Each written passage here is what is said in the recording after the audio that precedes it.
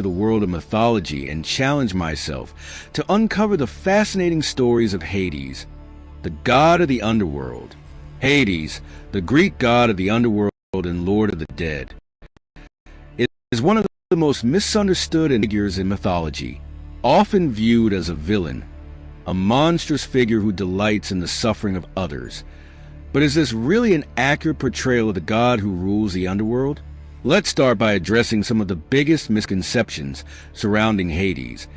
And one of the main reasons for this skewed perception is the way he's portrayed in popular culture. In many movies, TV shows, and even comic books, Hades is frequently depicted as a one-dimensional villain, a character obsessed with causing chaos and destruction.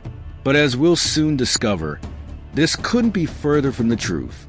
In reality, Hades is a complex and multifaceted character with a rich history and a deep sense of responsibility. He's not just a god of death. He's also a god of wealth, often referred to as Platon due to the riches buried beneath the earth, ruling over the treasures of the underworld. Hades is more than just a fearsome deity.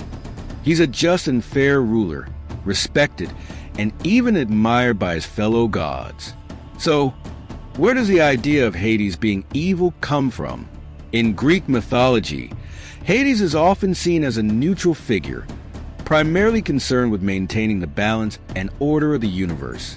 His role in ensuring the proper functioning of life and death is one of duty and responsibility, not malice. Let's rewind and explore the origins of Hades. Born to the titans Cronus and Rhea, he was one of the original Olympian gods, alongside his brothers Zeus and Poseidon, after the defeat of their father Cronus and the Titans in a great cosmic battle. The three brothers drew lots to determine who would rule over different parts of the cosmos. Zeus became the ruler of the sky, Poseidon the ruler of the seas, and Hades, perhaps the least fortunate, drew the underworld. But rather than seeing this as a curse, Hades accepted his fate with dignity, ruling over his domain with a stern, yet fair hand. As the ruler of the underworld, Hades commanded respect from both the living and the dead. His domain, often referred to as Hades itself, was a realm where souls of the departed went after death. Unlike the burning, torturous version of hell seen in later traditions, the Greek underworld was a much more nuanced place. Here, Hades was surrounded by a host of iconic figures and creatures that helped maintain the order of the realm. There's Cerberus, the infamous three-headed dog who guarded the gates of the underworld, ensuring no one left without permission. Then there's Charon, the boatman who ferried souls across the river Styx, and the Erinyes or Furies, avenging spirits tasked with punishing those who dared disturb the natural order. Despite his dark and ominous associations, Hades was not devoid of emotion or humanity. One of the most famous and emotionally charged myths surrounding Hades is the story of his relationship with Persephone, the daughter of Demeter, goddess of agriculture. The story begins when Hades, struck by love, abducts Persephone and brings her to the underworld to become his queen. Demeter's grief over her daughter's abduction was so intense that she refused to allow crops to grow, plunging the world into famine. The gods intervened, and a compromise was made. Persephone would spend part of the year with her mother and part with her husband, Hades. This myth, while often seen as a dark tale of abduction, can also be seen as an exploration of the balance between life and death, growth and decay. Persephone's descent to the underworld symbolizes the winter months, while her return to Earth heralds the springtime and the rebirth of life. The myth of Persephone also reveals a more tender side of Hades. His love for her was deep and genuine, and while his method of obtaining her may be viewed as troubling by modern standards in the ancient world, it was seen as part of the inevitable cycle of life and death. The compromise reached between Hades and Zeus over Persephone's time on Earth also illustrates Hades' role as a negotiator and mediator among the gods, not simply a figure of terror. So, if Hades isn't the villain many stories make him out to be, what kind of god is he? Above all, Hades is a figure of immense power and responsibility. His role as the ruler of the dead is crucial to the functioning of the natural world. He ensures that the dead stay in their realm, and he governs the vast riches of the earth, from gold and silver to more symbolic forms of wealth. His fairness and dedication to his role earned him the respect of the other gods, and while he may not have been as beloved as his brothers Zeus and Poseidon, he was certainly not feared as an evil being. In fact, Hades is often described as a god who values justice, showing mercy to those who deserve it and punishing those who do not. One final myth worth mentioning is Hades' involvement in the story of Orpheus and Eurydice. Orpheus, a mortal with a divine gift for music, descended into the underworld to plead for the return of his beloved Eurydice.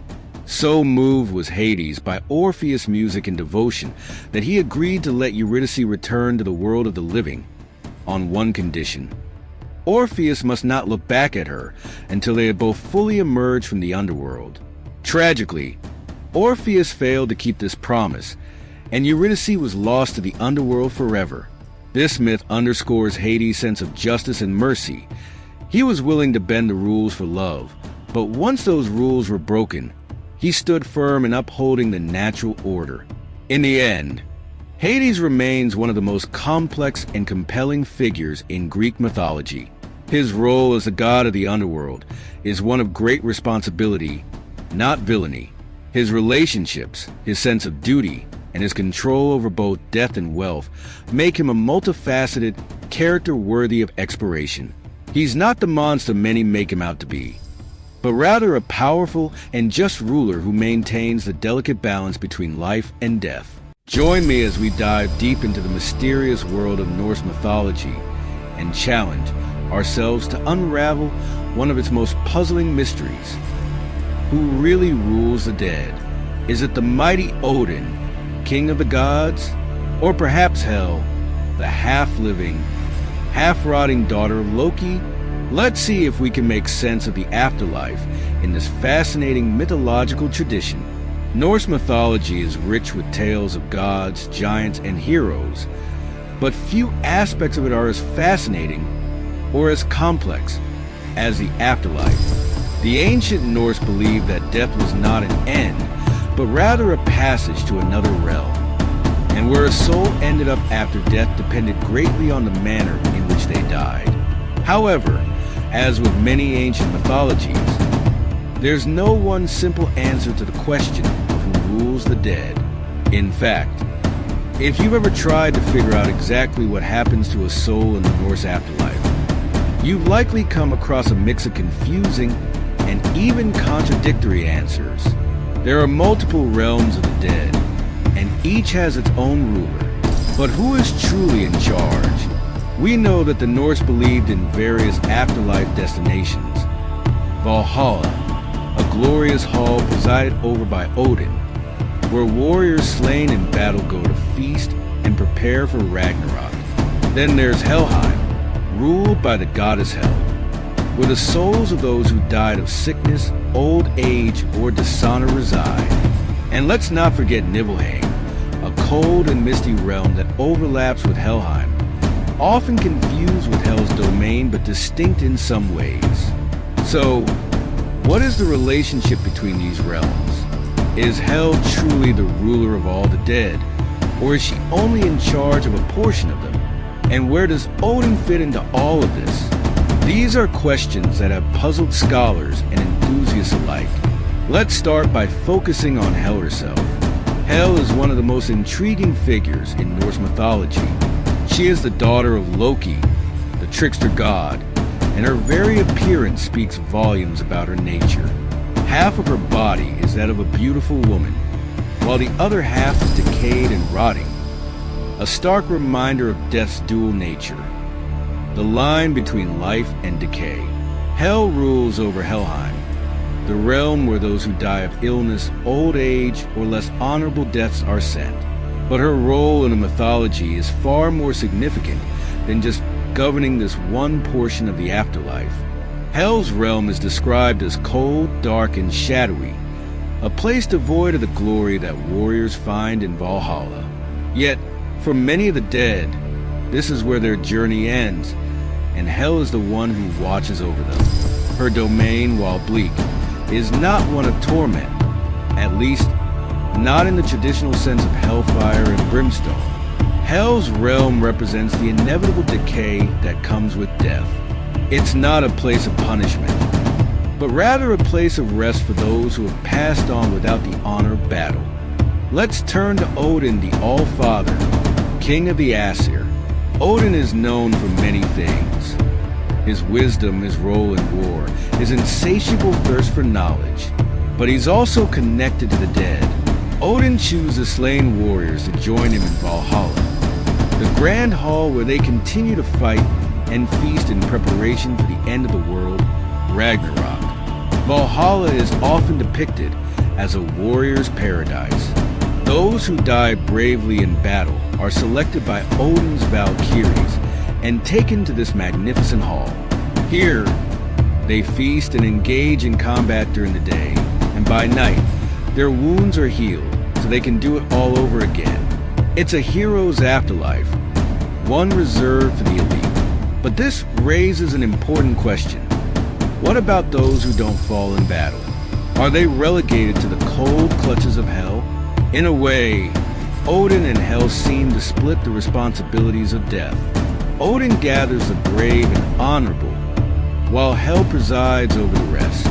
But even that division is not so clear-cut.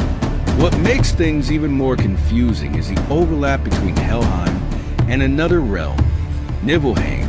Niflheim is one of the 9 worlds in Norse cosmology, a land of mist and cold that predates even the creation of the gods. According to some accounts, Helheim lies within Niflheim, or at least near it. The 2 realms are often mentioned together, leading some to believe that Hel might have jurisdiction over more than just her Hall of Helheim.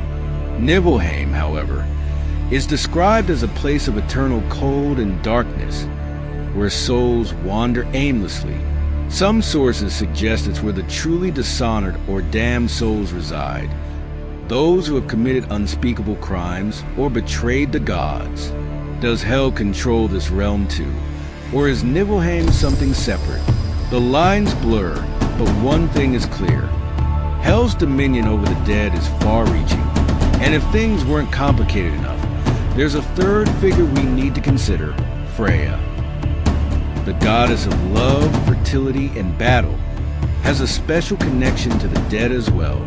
She presides over a realm called Folkvang, and according to the mythology, she receives half of the warriors who die in battle, while Odin takes the other half to Valhalla. This raises another question. How does Freya fit into the overall picture? Is she a co-ruler of the dead, or does her realm only pertain to warriors? Once again, we're left with more questions than answers. So, who really rules the dead? The truth might be that there's no singular ruler. Norse mythology is, at its core, a tapestry of stories woven together, often with inconsistencies. The afterlife is no different. Hel certainly holds dominion over a large portion of the dead, particularly those who die from natural causes or dishonor.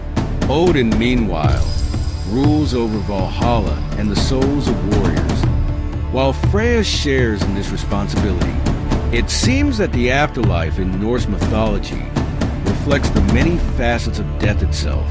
Death is not a one-size-fits-all experience, and neither is the afterlife. Each god or goddess oversees a different aspect of death, and each realm offers a different experience based on how a person lived and died. As we've seen, the concept of death in the afterlife in Norse mythology is incredibly complex. Hel, Odin, Freya, Niflheim, Helheim, Valhalla, all of these names and places form a mosaic of mythological beliefs about what happens after we die. And while we may never fully unravel the mystery of who truly rules the dead, one thing is clear. Death in Norse mythology is as multifaceted as life itself. Join me as I dive deep into the lore of Heimdall, the all-seeing guardian of Ragnarok, Together, let's uncover his secrets before the end of this video. In this journey, you will discover the remarkable Norse god known for his unparalleled senses and his critical role in the events of Ragnarok. Are you ready? Let's go! Heimdall's duty as the Guardian of Asgard isn't just a walk in the park. It's a constant, vigilant task. Positioned at the Rainbow Bridge, Bifrost, he stands ready to protect the realm from giants and other foes who threaten the peace of the gods. You see, being a watchman isn't just about keeping an eye out. It's about embodying a sense of duty that requires unyielding dedication and bravery. Heimdall isn't merely a passive observer.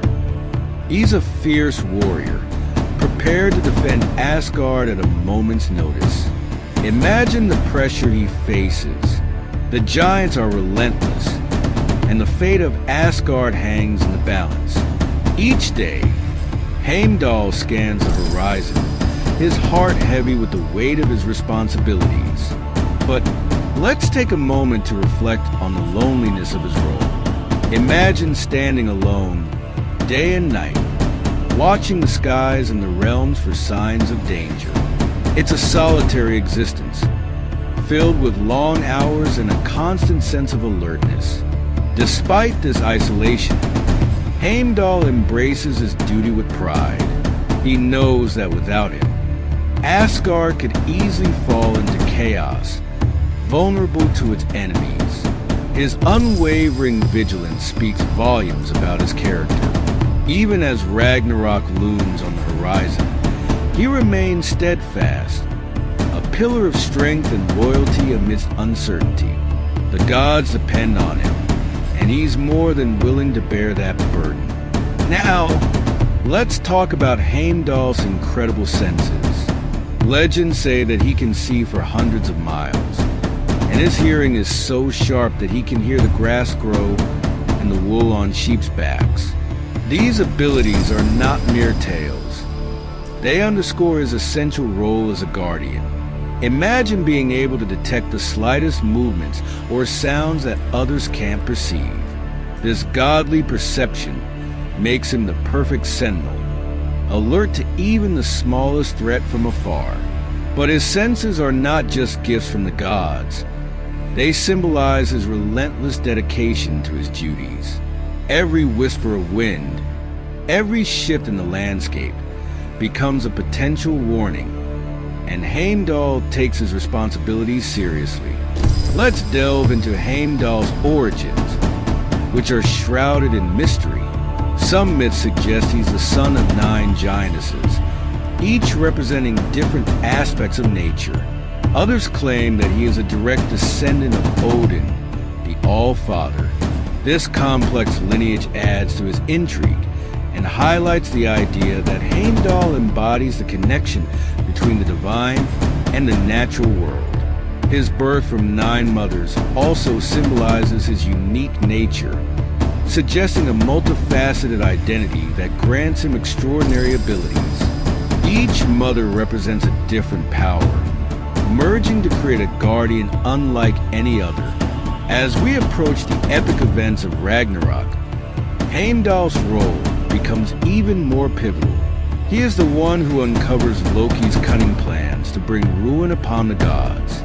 Loki, known for his trickery and deceit, poses a significant threat. Heimdall's keen senses alert him to Loki's schemes, giving the gods a chance to react. However, Heimdall's efforts, while admirable, ultimately can't prevent the impending disaster. His actions do buy the gods some precious time, allowing them to prepare for the chaos that is about to unfold. This aspect of Heimdall's story emphasizes the theme of vigilance in the face of inevitable change. Even though he cannot stop the tide of fate, his awareness is crucial in navigating the challenges ahead. Now, let's not forget the Gjallarhorn, a symbol of Heimdall's power and the harbinger of Ragnarok. The sound of this horn is a haunting signal, ringing out to announce that the end times have arrived. When Heimdall blows the Gjallarhorn, its deep, echoing tones resonate across the realms, a call to arms for the gods. Picture the scene. As the horn's mournful notes fill the air, the gods rally to Heimdall's side, preparing for the ultimate confrontation with their enemies. It's a moment thick with drama and tension, where every being in Asgard knows that the world is about to change forever. As chaos erupts and the forces of darkness descend upon Asgard, Heimdall faces Loki in a legendary duel. This clash of titans is nothing short of epic, each exchanging powerful blows, embodying the struggle between order and chaos. The tension escalates, with the fate of the gods hanging in the balance. Despite his bravery, the battle is fierce, and both warriors fight with unmatched ferocity. Heimdall is a force to be reckoned with, but Loki is cunning and resourceful. As they clash, it's clear that the outcome is uncertain. The struggle represents not just a physical battle, but a deeper conflict between loyalty and betrayal. In the end, it's Heimdall who emerges victorious, a testament to his strength and determination. But victory comes at a terrible cost. The world is ending, and the gods fall one by one. Even as the destruction unfolds, Heimdall stands tall, a symbol of unwavering loyalty amidst chaos. Heimdall's role in Norse mythology transcends that of a mere guardian. He embodies the spirit of resilience. Even as the world crumbles around him, he remains vigilant, dedicated to his purpose. He's a reminder that courage and loyalty can shine even in the darkest of times. His legacy is one of hope, a beacon for those who face their own challenges. Welcome, everyone. Today, we're diving deep into the world of one of the most fascinating gods of the Greek pantheon, Apollo. Known as the god of the sun, music, prophecy, healing, and even the arts, Apollo is an incredibly complex and powerful figure. But many of us only recognize him for his iconic association with music, overlooking the layers that make him so influential across many domains. So today, we're going to explore Apollo's many talents and uncover the mysteries that surround his duality, from his creative expressions in music and poetry to his authoritative roles in healing and prophecy. To understand Apollo, we need to look at him from multiple angles. Most notably, Apollo bridges the gap between the rational and mystical. On one side, he embodies reason, light, and prophecy, qualities that connect him to the sun and the clarity it brings. On the other side, Apollo is deeply tied to the emotional realms of music, poetry, and art, expressions of the soul's depth and complexity. This duality is what makes Apollo such a compelling figure, and it's this blend of characteristics that we'll be unraveling today. Let's start with Apollo's association with the sun. In the Greek pantheon, Apollo wasn't always linked to the sun.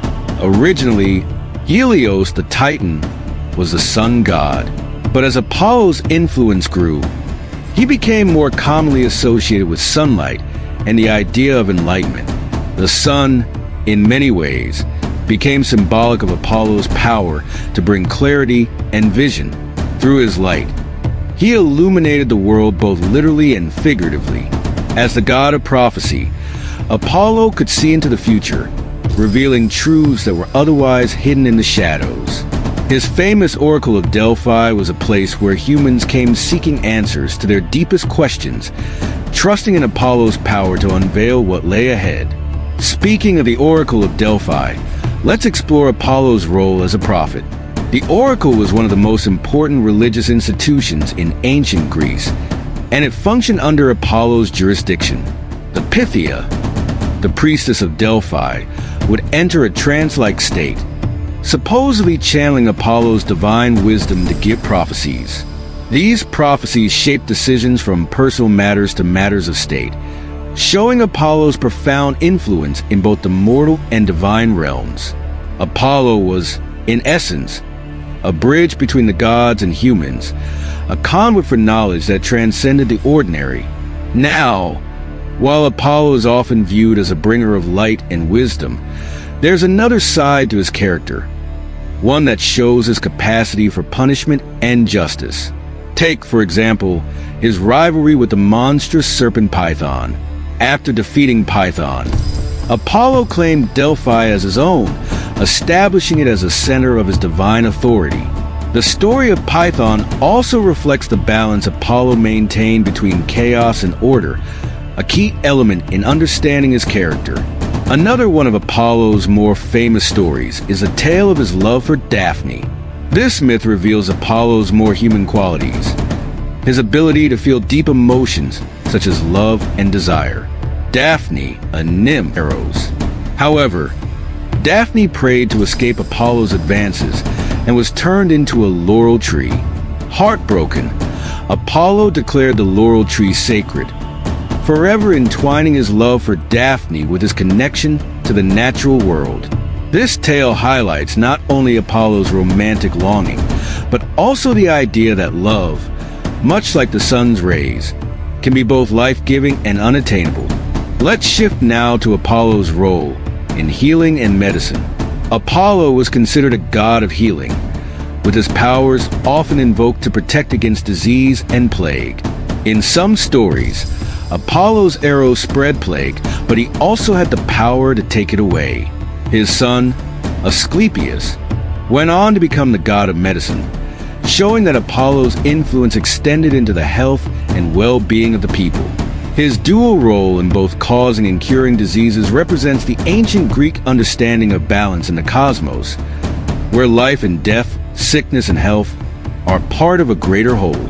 Perhaps one of the most gripping stories involving Apollo's many talents is the tale of his musical contest with Marsyas, a satyr. Marsyas dared to challenge Apollo to a contest, and naturally, Apollo won. But the outcome was severe. Apollo punished Marsyas by flaying him alive, a gruesome display of his divine authority. This myth isn't just about Apollo's prowess in music. It's about the consequences of hubris and the reminder that even in art, justice and order must prevail. As we can see, Apollo's talents were vast and multifaceted. He wasn't just a god of music or prophecy. He was a figure that embodied the balance between light and darkness, life and death, art and reason. His influence in ancient Greek life spanned far beyond his lyre. He touched nearly every aspect of life, from the natural world to the human soul. In another famous myth, Apollo's powers of prophecy come into play when he foresees the downfall of Troy and the fates of its heroes. Here, we see how Apollo's wisdom and foresight influenced great events in human history. His ability to see beyond the present, coupled with his role as a healer and artist, makes him a truly unique figure among the gods. It's his ability to intertwine all these roles, prophet, healer, musician, and god of the sun, that makes Apollo an enduring character in mythology. Greek mythology is full of gods and goddesses with larger-than-life personalities, but one figure stands out for his wit, charm, and cunning tricks: Hermes. Known as the swift-footed messenger of the gods, Hermes is much more than just a divine courier. He is a god of travel, commerce, thieves, and a trickster at heart. In today's video, we'll dive into the fascinating world of Greek mythology to explore the complex character of Hermes, his major myths, and how his influence shaped the ancient Greek world. Although Hermes may not always be the first name that comes to mind when discussing Greek mythology, his impact on ancient Greek society was profound. Often depicted with wings on his sandals and helmet, Hermes was the embodiment of movement, guiding souls to the underworld, facilitating trade and commerce, and even orchestrating some of the most clever and mischievous acts in mythological history. In this 15-minute journey, we'll uncover the origins of Hermes, the intricate tales that surround him, and how his actions shape both gods and mortals alike. First, let's look at Hermes' diverse roles in Greek mythology. As the son of Zeus and Maia, Hermes was born into greatness. From the moment he was born, his mischievous nature was apparent. According to legend, he escaped his cradle as a newborn, embarking on an adventure that would define him as a trickster god.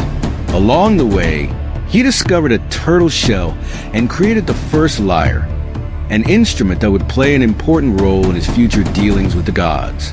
But Hermes was far more than just a playful prankster.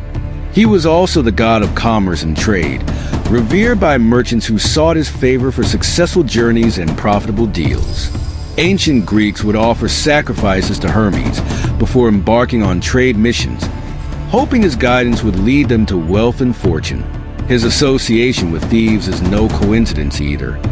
Hermes' wit and cunning made him a god who could outsmart even the most powerful deities. One of Hermes' most important roles was his duty as a psychopomp, a guide for souls making their way to the afterlife. In this role, Hermes escorted the souls of the dead to the underworld, leading them to the river Styx, where they would be ferried to their eternal resting place. This essential duty highlights Hermes' position as a mediator between the mortal and divine realms. He was the only god able to traverse freely between Mount Olympus, the mortal world, and the underworld, making him an indispensable figure in Greek mythology. Perhaps one of Hermes' most famous myths is the tale of how he stole Apollo's sacred cattle. As a mere infant, Hermes used his quick wit to steal a herd of cattle from Apollo and hide them in a cave, cleverly disguising his tracks. When Apollo discovered the theft, he confronted Hermes, who initially denied the accusation. However, after a series of negotiations and Hermes' offering of the lyre he had created from the turtle shell, the two gods reached an agreement. This story not only illustrates Hermes' skill as a master of deception, but also emphasizes his ability to resolve conflicts through charm and diplomacy. Hermes also plays a critical role in the myth of Persephone and Demeter, one of the most well-known stories in Greek mythology. After Hades abducted Persephone and brought her to the underworld, her mother Demeter fell into deep sorrow, refusing to let crops grow. Desperate to restore balance to the world, Zeus sent Hermes to the underworld to negotiate Persephone's return. With his silver-tongued diplomacy, Hermes convinced Hades to release Persephone, but not before she ate the pomegranate seeds that bound her to the underworld for part of the year. This myth showcases Hermes' cunning nature and his unique ability to navigate delicate situations. Another notable myth involving Hermes is his role in aiding the hero Odysseus. On Odysseus' journey home after the Trojan War, Hermes intervened when Odysseus and his crew landed on the island of Circe, a powerful sorceress who had the ability to turn men into animals. To protect Odysseus from Circe's magic, Hermes gave him a magical herb called moly, allowing him to resist her enchantments. This myth reveals Hermes' protective side and his willingness to help mortals in their time of need. As the messenger of the gods, Hermes enjoyed a close relationship with his father, Zeus. He was often sent by Zeus to deliver important messages or to mediate disputes between the gods. Hermes' loyalty and wit made him one of Zeus' most trusted allies. Despite his reputation as a trickster, Hermes was always dependable when it came to his duties as a divine messenger, ensuring that the will of Zeus was carried out efficiently. Hermes' influence wasn't limited to mythological stories. His impact permeated ancient Greek culture. As the god of communication, he symbolized the exchange of ideas, knowledge, and goods. In fact, his name is the root of the word hermeneutics, the theory of interpretation. His role as a bridge between different realms, whether between mortals and gods, life and death, or trade routes, made him a vital figure in the lives of ancient Greeks. In conclusion, Hermes stands out as one of the most fascinating figures in Greek mythology. His dual nature as both a helpful guide and a cunning trickster makes him a complex and intriguing character. Whether he's escorting souls to the underworld, aiding heroes on their journeys, or pulling off daring acts of theft, Hermes embodies the idea of movement, adaptability, and cleverness. Join me as we explore one of the most poignant and heart-wrenching myths in history, The tragic tale of Orpheus, a legendary musician whose melodies were so powerful they could sway even the gods of the underworld. His story is not just about music, but about love, loss, and the overwhelming human desire to defy death itself. In this video, we'll dive deep into Orpheus's journey to rescue his beloved Eurydice, unravel the meaning behind this myth, and see if we can recreate the same magic that once charmed even Hades. Orpheus was no ordinary musician. Born to Calliope, the muse of epic poetry, and Apollo, the god of music and light, he was destined for greatness. From a young age, Orpheus was renowned for his musical talent. His lyre was not merely an instrument, but a vessel for emotions so deep, so powerful, that they could tame wild beasts, make rivers pause, and even cause mountains to tremble. Music was his language, and through it, he communicated with the world in ways that words could never express. But as incredible as his music was, it wasn't enough to protect him from the cruelties of fate. Orpheus fell deeply in love with Eurydice, a beautiful nymph, and their wedding was a day filled with joy and celebration. Yet, as in many tragic tales, happiness was fleeting. Shortly after their marriage, while Eurydice was walking through a meadow, she was bitten by a venomous snake and died almost instantly. Orpheus was devastated. His grief knew no bounds, and the world itself seemed to mourn with him as he played sorrowful melodies in his mourning. Unable to accept his loss, Orpheus made the decision that would seal his fate. He would descend into the underworld, the realm of the dead, to retrieve his wife. This was a journey no mortal had ever returned from. But Orpheus's love for Eurydice was stronger than his fear of death. The underworld was a place of shadows, darkness, and despair, ruled by Hades, the stern god of the dead, and his queen, Persephone.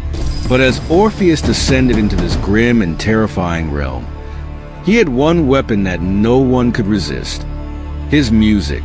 With each step deeper into the land of the dead, Orpheus strummed his lyre and sang of his love and loss, his melodies echoing through the caverns of the underworld.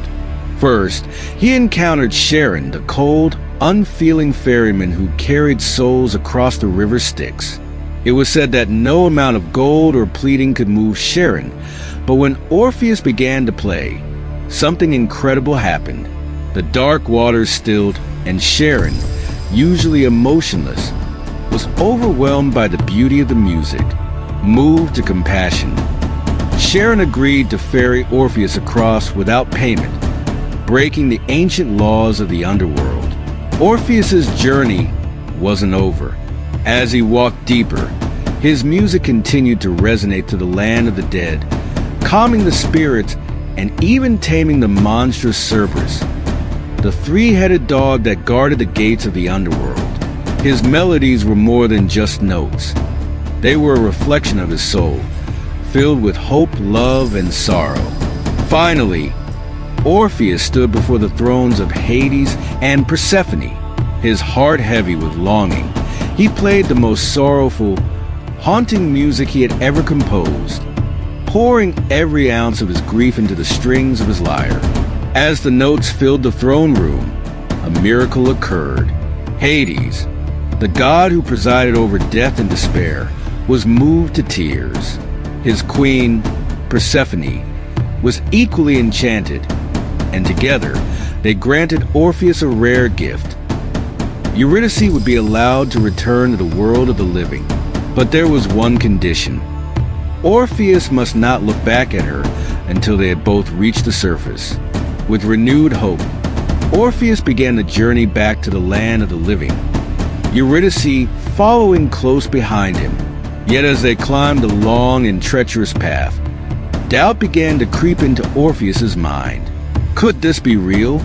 Was Eurydice truly behind him, or had Hades deceived him? With each step, the temptation to look back grew stronger. His love, his need to see her face just one more time, overwhelmed him. And just as they were about to step into the sunlight, Orpheus turned to look.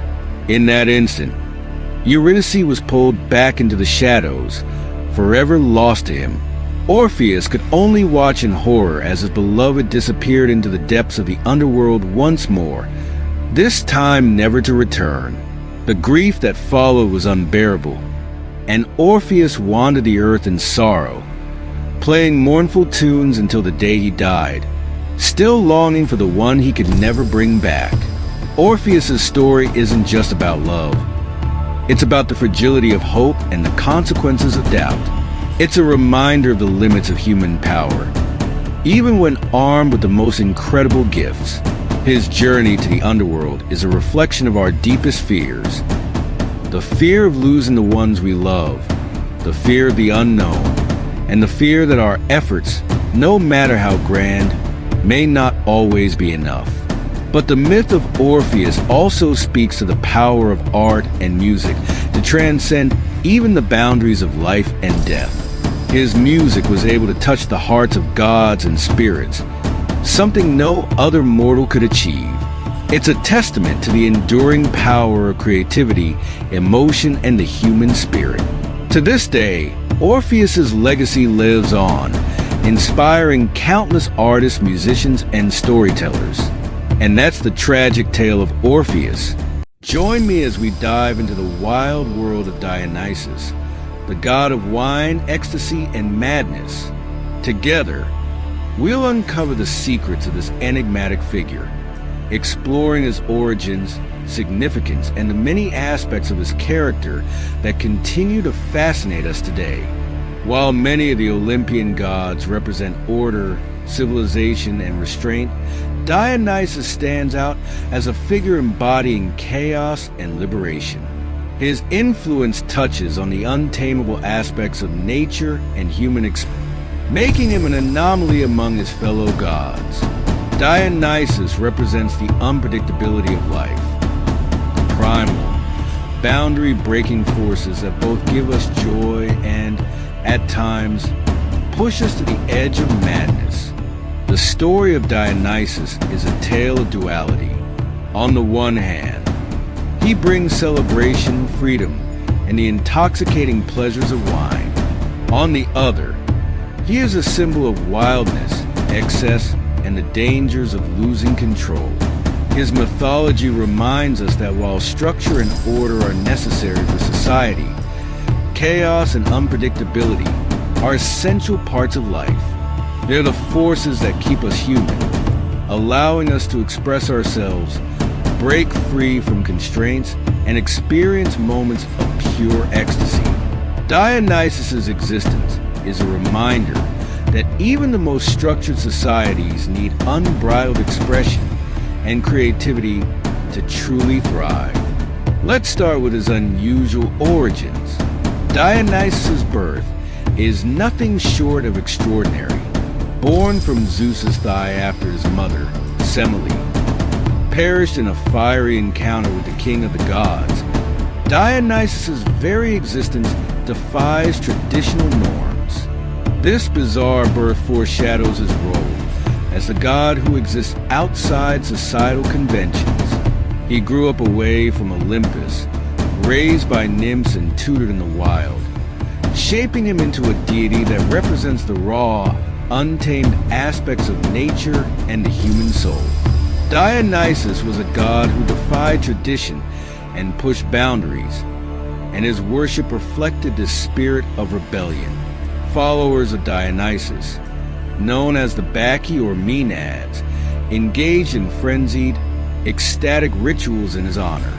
These rituals often involved music, dance, and drinking wine, activities that encourage a release from societal norms and an embrace of ecstatic joy. But this freedom came with a cost. As the line between pleasure and chaos is thin, Dionysian festivals could descend into madness, with revelers losing control and unleashing destructive impulses. This reflects the dual nature of the god himself, a figure of both celebration and chaos, ecstasy and madness. Perhaps the most famous myth surrounding Dionysus is that of the Bacchae, where he visits Thebes and clashes with its ruler, King Pentheus. Pentheus refuses to acknowledge Dionysus as a god, mocking his wild rituals and the liberating ecstasies they bring. In response, Dionysus drives the women of Thebes into a frenzy, leading them to the mountains where they perform their ecstatic rites. When Pentheus attempts to spy on them, disguised as a woman, he is torn apart by the Bacchae in a gruesome act of madness. This story serves as a powerful reminder of the dangers of denying the power of Dionysus, both in terms of rejecting the forces of nature and the potential consequences of suppressing human desires. The story of the Bacchae is not just a cautionary tale about denying the divine. It's a reflection of the tensions we all face in our own lives. Dionysus's myth challenges us to consider how we balance the forces of order and chaos, responsibility and freedom. Too much structure can stifle our creativity and passion, but too much indulgence can lead to destruction and madness. Dionysus teaches us that while it's important to embrace pleasure and freedom, we must also be mindful of the consequences of excess. But Dionysus is more than just a god of wild revelry. He also represents transformation and renewal. His myths are filled with themes of rebirth, most notably his ability to bring life to the vine, which in turn produces wine, a substance that symbolizes both joy and intoxication. This power of transformation is key to understanding his significance in ancient Greek religion. Wine, after all, is a drink that can bring pleasure and connection, but it can also lead to chaos and violence if consumed without moderation. Dionysus, therefore, embodies the full spectrum of human experience, from the heights of joy to the depths of despair. Interestingly, Dionysus also had a deep connection to the arts. As the patron god of theater, he inspired creativity and self-expression, especially through tragedy. The ancient Greek theater was closely linked to Dionysian worship, with dramatic performances originally being part of the festivals held in his honor. The themes of many Greek tragedies, conflict between order and chaos, the consequences of hubris, and the complexity of human emotions reflect the essence of Dionysus's nature. He is the god who allows us to confront the darkness within ourselves, to express the emotions we often hide, and to find catharsis through art. Dionysus's mythology also extends beyond Greece, influencing various aspects of ancient culture. He was worshipped throughout the Mediterranean, and his cult spread to Rome, where he was known as Bacchus. His appeal crossed cultural boundaries, drawing in followers from all walks of life, from peasants to aristocrats. This widespread worship further highlights the universal human need for release from the constraints of everyday life. As we reflect on Dionysus' legacy, it's clear that he's more than just a god of wine and revelry. He represents the unpredictable forces that shape our lives, the emotions we suppress, the desires we can't control, and the transformative power of art and creativity. Dionysus' myth speaks to the timeless human struggle to balance pleasure and responsibility, joy and madness, freedom and chaos. In Hephaestus, the master craftsman of the gods, stands as a testament to resilience and creativity amidst adversity. When we think of the gods of Olympus, images of power, beauty, and grandeur typically come to mind. Zeus with his mighty thunderbolts, Aphrodite's unmatched allure, and Apollo's radiance as the god of the sun all fit this ideal. Yet, among the Olympians, one god diverged from this image, not for his charm or strength, but for his remarkable ability to turn hardships into triumphs. That god is Hephaestus, the embodiment of artistry forged from struggle, Born to Zeus, the king of the gods, and Hera, the queen of Olympus, Hephaestus' arrival was far from celebrated. Unlike his siblings, he was born with a physical disability, a limp that set him apart and led to rejection. In some myths, it's said that Hera, dismayed by her son's imperfections, cast him from Olympus in disgust. Imagine the profound pain of being rejected by one's own family for something beyond one's control. Hephaestus' early life was marked by this trauma. Exiled from the heights of Olympus and forced to navigate a world that viewed him as flawed. However, his story did not end in despair. Instead of succumbing to his fate, Hephaestus found solace and strength in his craft. Raised in exile, he discovered the transformative power of fire and the art of blacksmithing. He learned to shape metal, bending it to his will, creating magnificent works that would later define his legacy. The very fire that others deemed destructive became his source of power and inspiration. In many ways, Hephaestus symbolizes resilience, the ability to take the flames of adversity and forge something beautiful from them. One of the most fascinating aspects of Hephaestus' narrative is his dual nature. He is a god of creation, fashioning some of the most powerful and stunning objects in Greek mythology. Yet, he is also a tragic figure, grappling with personal struggles and heartaches that make him relatable. Unlike gods like Apollo or Ares who revel in their perfection, Hephaestus' imperfections add depth to his character, making him a compelling figure among the pantheon. So, what did Hephaestus create? His masterpieces were many and legendary. Perhaps the most famous of his works are the thunderbolts he forged for his father, Zeus. These were not mere weapons.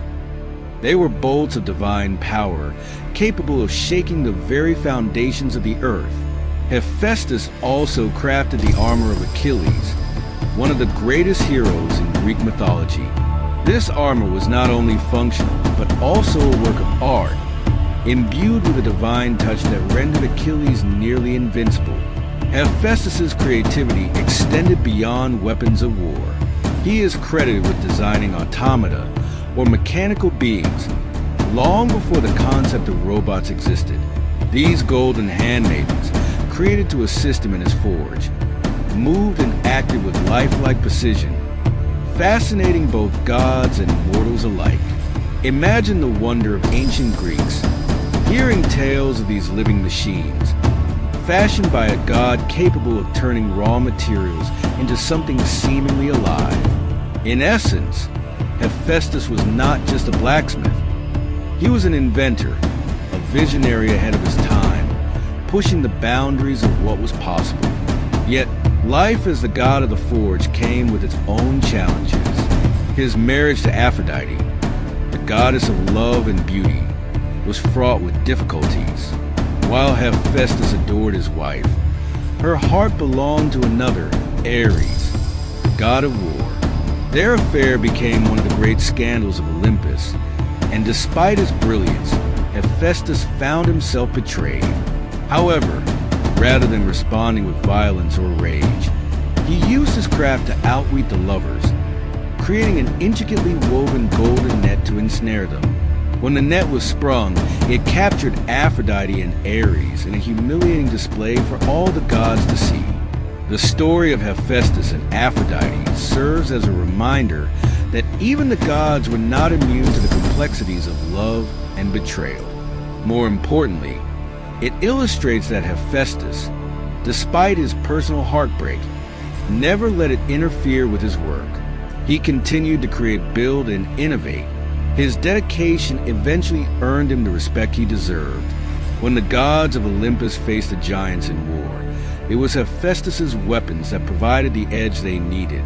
He forged armor, shields, and weapons of such extraordinary quality that the gods could not ignore his true worth. No longer was he the outcast or misfit. He became the savior of Olympus, a god whose skills rivaled those of even the greatest warriors. Beyond his role as a craftsman and creator, Hephaestus symbolizes something deeper, the transformative power of fire. Fire is often seen as a destructive force, capable of reducing everything to ashes. Yet in Hephaestus's hands, it became a tool for creation and rebirth, symbolizing the ability to take raw materials and shape them into something greater. This is why Hephaestus's story resonates so strongly even today. His journey reflects our own capacity to transform adversity into beauty, to take the heat of our struggles and create something lasting. We can all learn from Hephaestus, whether facing rejection, enduring personal struggles, or confronting seemingly insurmountable obstacles. We all possess the potential to create something beautiful from the fires of our experiences. Hephaestus's life stands as a testament to perseverance, creativity, and resilience. His imperfections did not define him. His creations did. As we reflect on Hephaestus's journey, let's also consider the significance of craftsmanship and artistry in our lives. Hephaestus reminds us that true greatness lies not in perfection, but in the act of creating, building, and shaping the world around us, even in the face of adversity. Join me as we explore the tale of Balder, the beloved god of light, and how his tragic death set the stage for Ragnarok, the Norse apocalypse. In a world where gods wield immense power, even they cannot escape fate's cruel design. But what happens when the death of one god is the spark that ignites the end of everything? In the vast expanse of Norse mythology, Balder stands out as a figure of purity, light, and joy. He is the son of Odin, the Allfather, and Frigg, the goddess of motherhood and love. Balder's presence brought radiance to Asgard, the realm of the gods, and his kindness endeared him to both gods and mortals alike. His beauty and brilliance were unmatched, and he was seen as a symbol of innocence and peace in a pantheon often fraught with chaos and conflict. However, even the brightest light casts a shadow, and Balder's fate was intertwined with a prophecy of doom.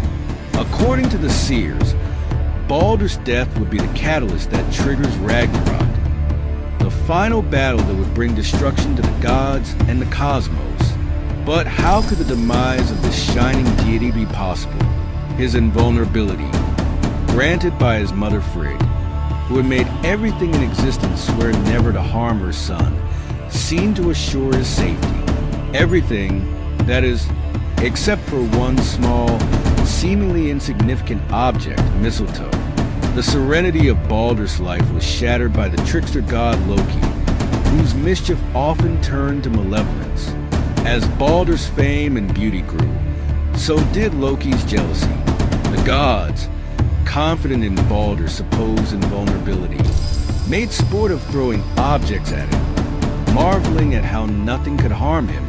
Stones, weapons, and even magic bounced harmlessly off his skin. It was a game of trust, a display of divine favor, until Loki intervened. Loki, ever the schemer, discovered the one loophole in Frigg's protective vow. She had overlooked mistletoe, believing it too small and insignificant to be a threat. Seizing upon this weakness, Loki fashioned a spear from the plant and sought out Balder's blind brother, Hoder. In a twisted act of manipulation, Loki guided Hoder's hand, tricking him into hurling the mistletoe spear at his own brother. The spear struck true. As it pierced Balder's chest, the impossible became reality. The god of light fell. In an instant, Asgard was thrown into chaos. The gods watched in horror as Balder, once the embodiment of life and joy, lay motionless. The grief was overwhelming. Even the earth itself mourned, and the once bright realm of the gods seemed cloaked in darkness. Frigg, in her anguish, begged the gods to journey to Hell, the underworld, and plead for Balder's return. Hermes, one of Odin's sons, undertook the perilous journey to Hell's domain. There, he met the death goddess Hel, who agreed to release Balder on one condition: that all things in existence weep for him. If even one being refused to mourn, Balder would remain among the dead. Word spread across the 9 worlds, and all beings, gods, mortals, and even the stones and trees wept for Balder. Yet one figure, disguised as an old giantess, refused. This figure was Loki in disguise, ensuring that Balder would not return to the living. Balder's fate was sealed, and with it, the fate of the gods. The death of Balder was not just the loss of a beloved god. It was a turning point in the cosmic order. His passing signified the unraveling of the world's stability. The gods, already shaken by grief, now understood that Ragnarok was inevitable. Balder's death was the first in a series of events that would lead to the twilight of the gods, the great battle in which the world would be consumed by fire and chaos. With Balder gone, the light in Asgard had dimmed, and the gods could feel the creeping shadow of Ragnarok drawing near. As Frigg wept for her son, Odin, too, was filled with dread. Not only had he lost his beloved son, but he also knew that Balder's demise would lead to his own doom, along with that of the other gods. The prophecy foretold that Balder's death was the first in a chain of events that would culminate in the destruction of Asgard, the fall of Odin, Thor, and the other gods, and the end of the world. Balder's death is more than a tragic loss. It's a symbol of the inevitable end of innocence and peace. It signals that even in the realm of the gods, no one can escape fate. His demise marks the beginning of the end, a necessary step towards the destruction and rebirth that Ragnarok promises. Balder's role in Norse mythology is that of a sacrificial figure. His death is a price for a new beginning, though it comes at the cost of the old world's annihilation. In the story of Balder, we are reminded of the fragility of life and the inevitability of change. Even in a world of gods and giants, light can be extinguished and joy can turn to sorrow. Yet, from this darkness, Norse mythology also promises a rebirth, a new world that will rise from the ashes of Ragnarok. Balder, though gone, represents hope for this new world, as he is prophesied to return after the great battle, bringing with him the light of a new age. What do you think of Balder's tragic fate? Does his death symbolize more than just the end of an era? Let me know in the comments below. Join me as we dive deep into the ancient tales of Norse mythology and uncover the truth about one of the most powerful and complex figures in Asgard, Frigg, the Queen of the Gods.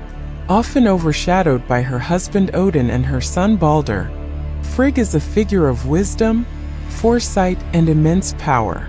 But who is she really, and why is her role so essential in the fabric of Asgard? Let's explore her story and find out what makes Frigg not just a queen but a force of destiny itself.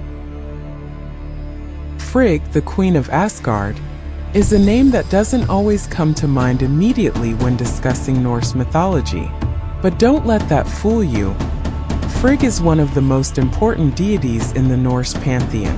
As the wife of Odin and the mother of Balder, she stands at the heart of Asgard, a beacon of wisdom, foresight, and strength.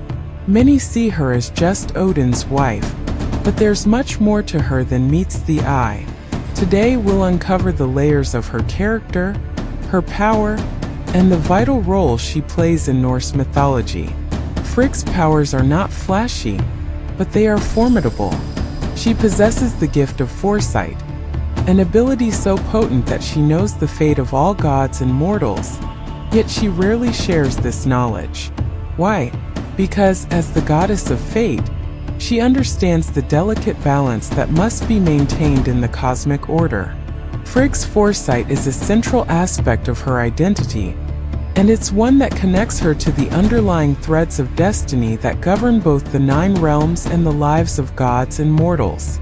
But that's not all. Frigg is also deeply skilled in the magic of Seir, a form of sorcery linked to prophecy and fate.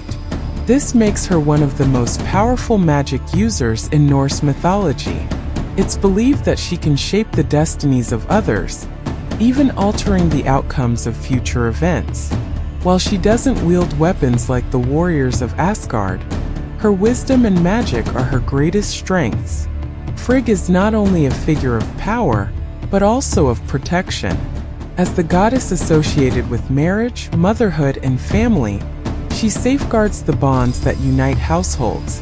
Her influence extends to protecting homes and marriages, ensuring the sanctity of these relationships across the realms.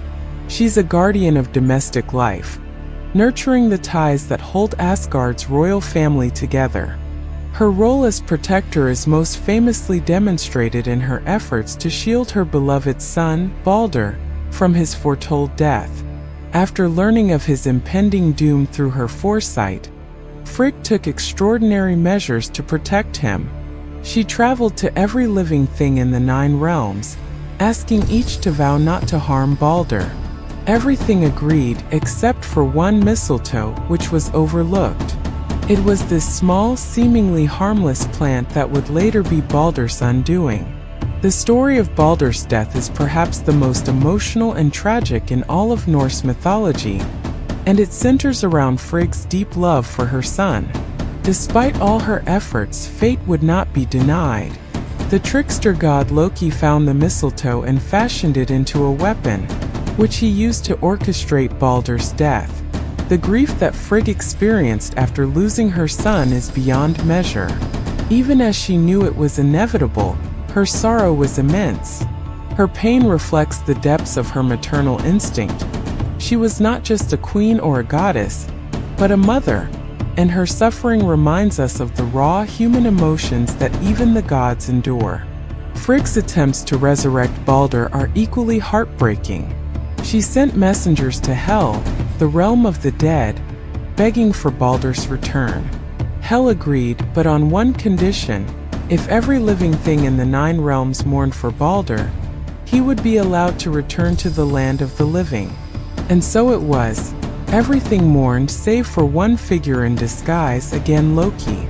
This thwarted her hopes, showing once more how even the most powerful forces can be outwitted by the trickery of fate. Frigg's marriage to Odin is another fascinating aspect of her character. While Odin is often depicted as the all-knowing, all-powerful ruler, Frigg is no mere consort. In many myths, she's shown as his equal, if not his superior in some ways. It's said that Frigg has access to knowledge even Odin does not, particularly when it comes to matters of fate. There are moments when her silence speaks volumes. Her choice not to reveal certain truths about the future, the weight of her wisdom and restraint. She and Odin represent the balance of power between foresight and action, wisdom and might. Their relationship is also a portrayal of the complexities of love and partnership. Frigg, while supportive of Odin, is also independent and powerful in her own right.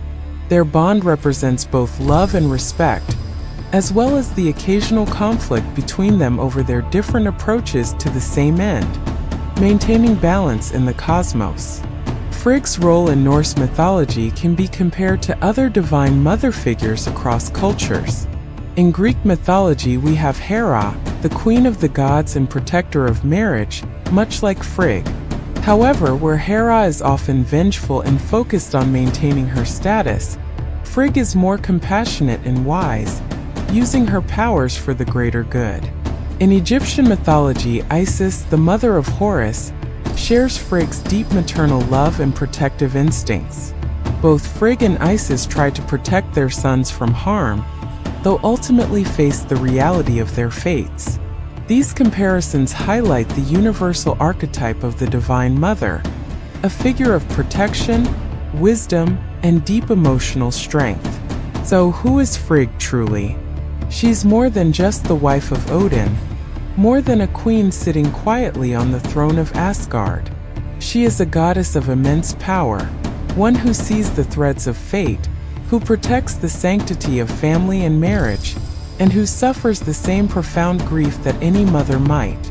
Frigg's strength is not just in her magic or foresight, but in her resilience, her wisdom, and her capacity to endure, even in the face of inevitable tragedy.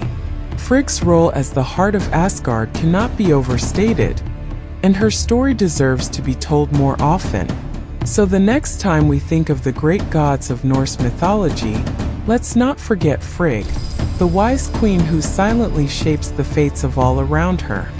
Have you ever wondered what it takes to stand against an unstoppable force, knowing full well it could cost you everything? Tyr, the one-handed god of war and justice, faced this exact challenge when he confronted the fearsome wolf Fenrir. In a moment of ultimate sacrifice, he gave up more than just a hand.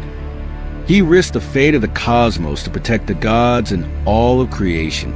Join me as I take on the challenge of recreating Tyr's brave stand against the beast Fenrir. Can I match his legendary courage? Let's dive into this epic tale. In Norse mythology, Tyr stands out as a figure of immense bravery, justice, and sacrifice. His most famous act, sacrificing his hand to bind Fenrir, the monstrous wolf, is a powerful story about courage and duty. But who exactly was Tyr, and why was his role in binding Fenrir so important? To understand his story, we must first explore the nature of Fenrir and the threat he posed to the gods and the world itself. Fenrir wasn't just any wolf. He was a creature foretold to play a devastating role in Ragnarok, the prophesied end of the world. According to the myths, Fenrir would break free of his bonds and devour the sun, bringing about the downfall of the gods and plunging the world into chaos. From his birth, Fenrir's strength and size grew at an alarming rate. The gods, recognizing the threat, knew they had to act swiftly before the wolf became unstoppable. But binding Fenrir wasn't easy. The gods attempted multiple times to restrain him, only to fail. Each time, Fenrir's power increased and their anxiety deepened. They feared what he would become if they didn't stop him soon. It was clear that ordinary means were not enough to contain the beast, and drastic measures were needed. Fenrir was not only powerful but cunning, and he demanded assurances before he would allow any further attempts to bind him. This is where Tyr's role became crucial. Tyr was known as a god of war, justice, and law. Unlike other gods who relied on trickery or brute strength, Tyr stood as a paragon of honor and courage. His relationship with Fenrir was complex. Despite the growing danger, Tyr had once been one of the few gods who dared to interact with Fenrir, even feeding him as the wolf grew larger. This connection made Tyr the ideal candidate for what was to come.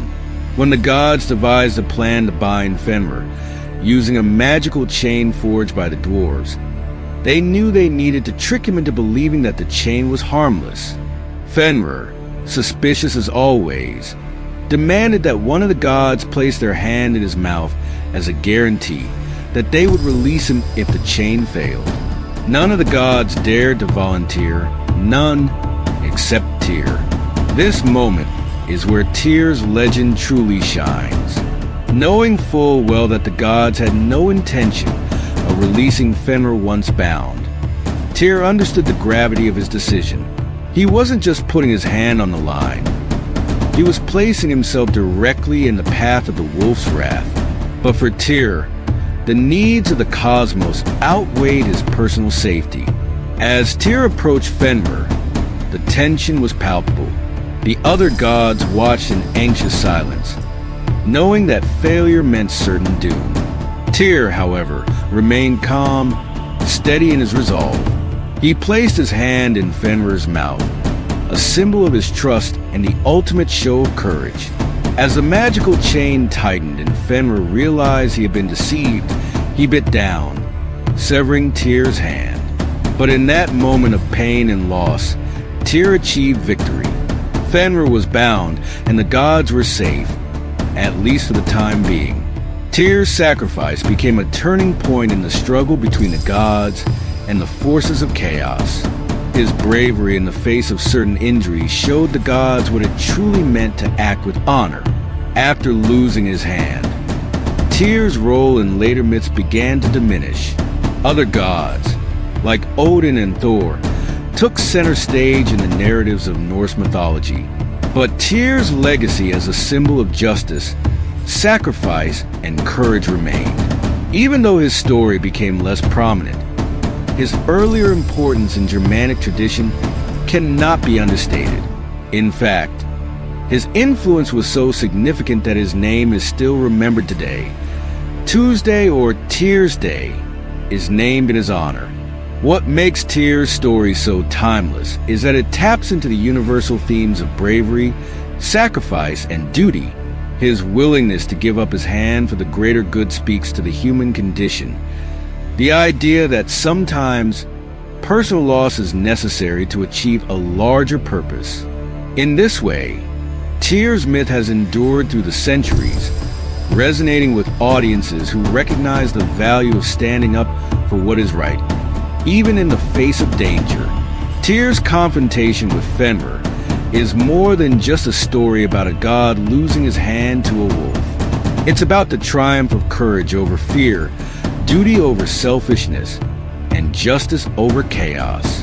The act of putting oneself in harm's way to protect others is something we still admire today. Tyr's actions inspire us to think about what we are willing to sacrifice for the greater good, and how we can draw on our own inner strength when faced with seemingly impossible challenges. Tyr's sacrifice to bind Fenrir is a defining moment in Norse mythology, one that highlights the values of bravery, justice, and selflessness. While other gods may have taken the spotlight in later stories, Tyr's role as a protector and upholder of law makes him a true hero in the Norse pantheon. His legacy continues to inspire us to confront our own fears and challenges with the same unyielding courage. In Norse mythology, creation begins in chaos, the vast, empty void known as Ginnungagap, where fire from the realm of Muspelheim and ice from Niflheim collide to form the first being, Ymir. He was no ordinary being but a massive, primordial giant, embodying the untamed forces of the cosmos. From his creation, Ymir's story unfolds into one of both beauty and destruction, where his body becomes the foundation of the world. Welcome to a journey through this ancient myth as we explore how Ymir's life and death created the 9 worlds of Norse mythology and shaped the universe as we know it. Imagine the world before time existed, a vast nothingness, Ginnungagap, lying between 2 elemental realms.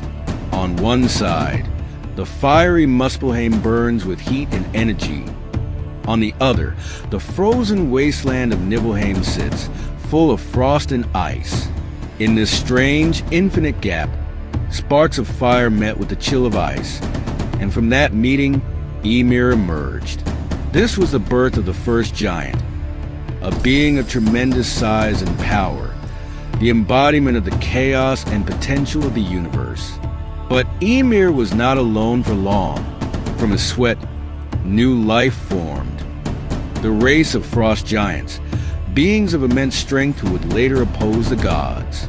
This strange act of creation, born directly from Ymir's own body, already hints at the vital role his physical form would play in shaping the world. From the very beginning, Ymir's existence is tied to creation, even if he does not yet realize it.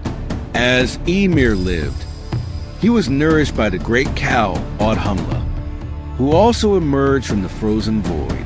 The cow's milk sustained Ymir, while Audhumla herself found nourishment by licking the salty ice. This act revealed Buri, the ancestor of the gods, who later fathered Bor, and Bor would become the father of Odin, Vili, and Vi, the 3 gods destined to shape the fate of the world. It is here that the myth takes a dark and decisive turn. Odin, Vili, and Vi, sensing the potential to create order from the chaos of Ymir's existence, decide to kill the giant. It may seem brutal, but this act is the key moment in the creation of the world. Ymir, in his death, becomes the very fabric of the universe. His flesh becomes the earth, his bones the mountains, his blood the seas, his hair the trees, and his skull the sky. The gods even take Ymir's brains and scatter them across the sky, forming clouds.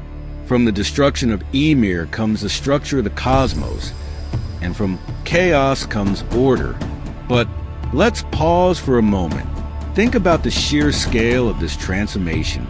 In Norse mythology, the world we live in isn't simply an object or a collection of natural elements. It's the body of a giant. Every mountain you climb, every ocean you sail across, every cloud in the sky is a piece of Ymir.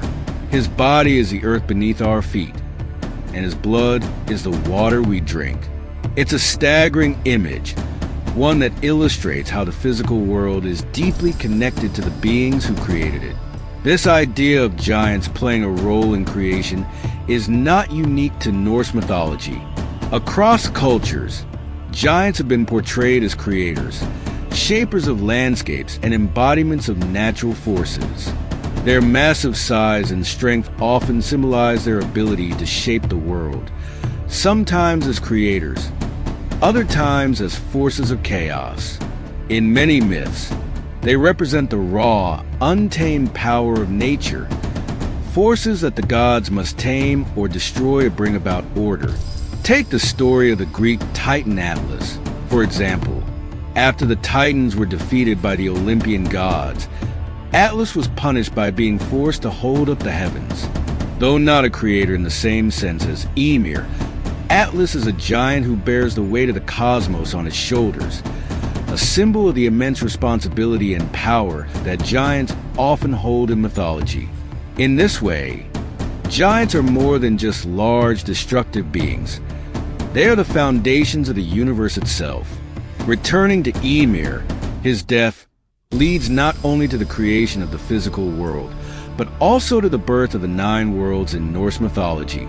The gods place Ymir's body in the center of the universe, and from it, they create the different realms. Asgard, the home of the gods. Midgard, the realm of humans. Jotunheim, the land of the giants, and several others, each with its own unique role in the cosmic order. The 9 worlds are connected by Yggdrasil, the world tree, another symbol of the interconnectedness of all things in Norse cosmology. This grand image of the universe, with Ymir's body at its heart, emphasizes how creation in Norse myth is a process of transformation, of turning chaos into cosmos. Yet, even as Ymir's body becomes the foundation of the universe, the story of giants and gods does not end with his death. The frost giants, Ymir's descendants, remain a powerful force in the world, constantly clashing with the gods. The creation of the world does not bring an end to chaos, but rather sets the stage for an ongoing battle between order and disorder, between the gods and the giants.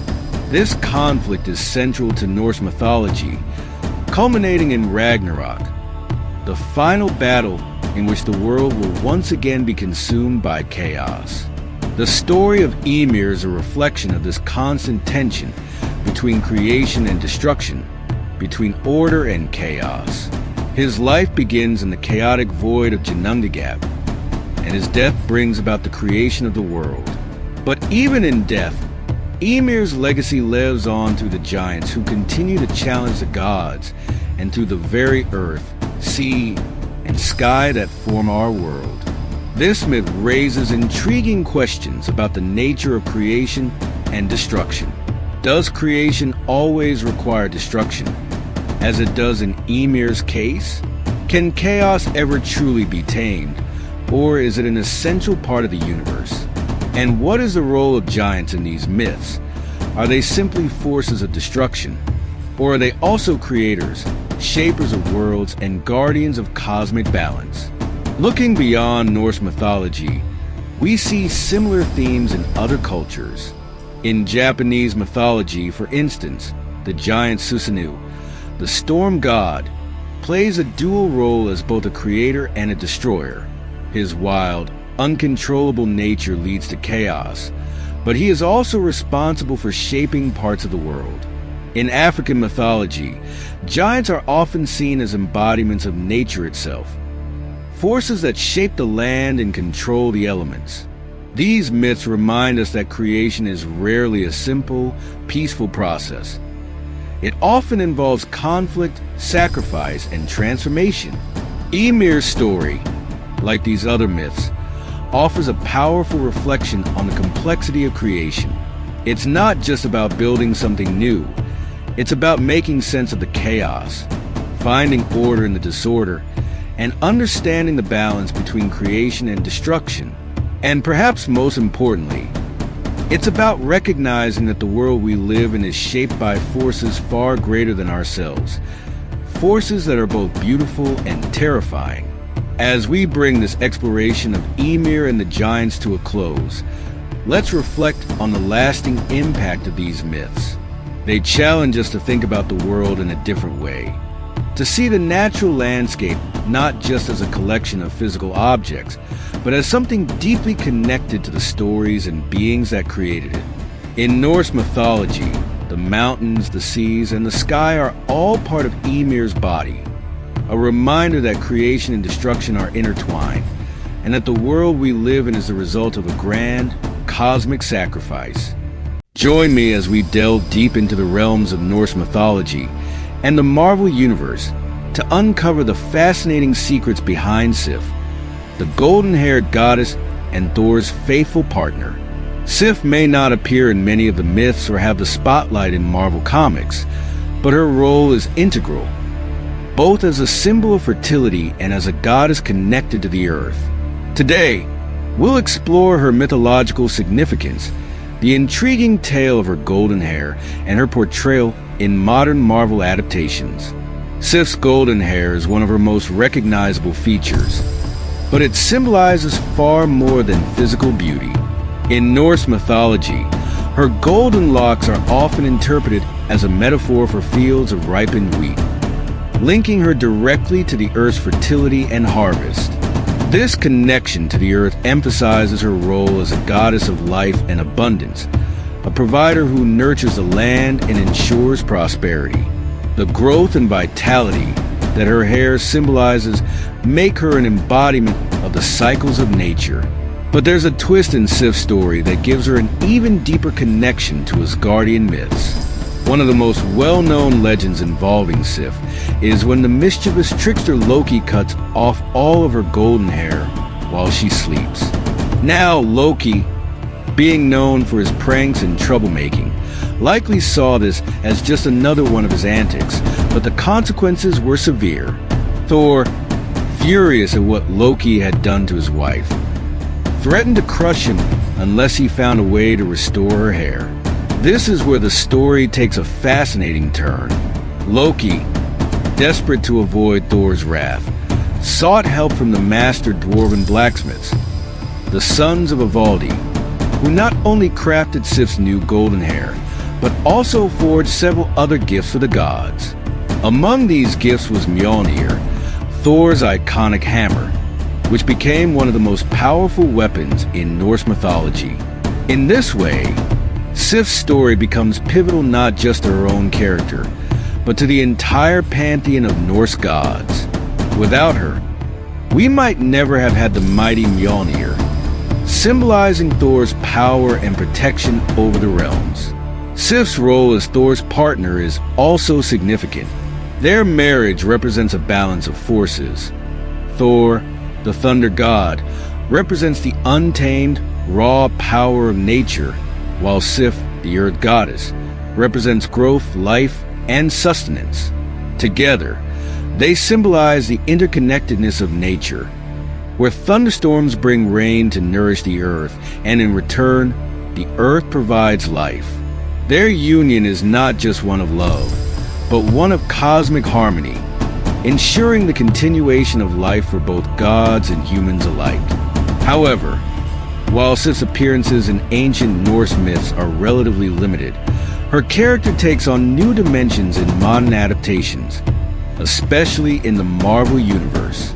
In the comics and movies, Sif is portrayed not just as Thor's wife, but as a fierce and independent warrior in her own right.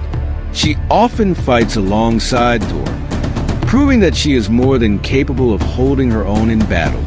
In Marvel, Sif embodies both physical prowess and unwavering loyalty. Her warrior spirit, combined with her golden-haired beauty, makes her a beloved character among fans. Interestingly, Sif's character in Marvel also emphasizes her adaptability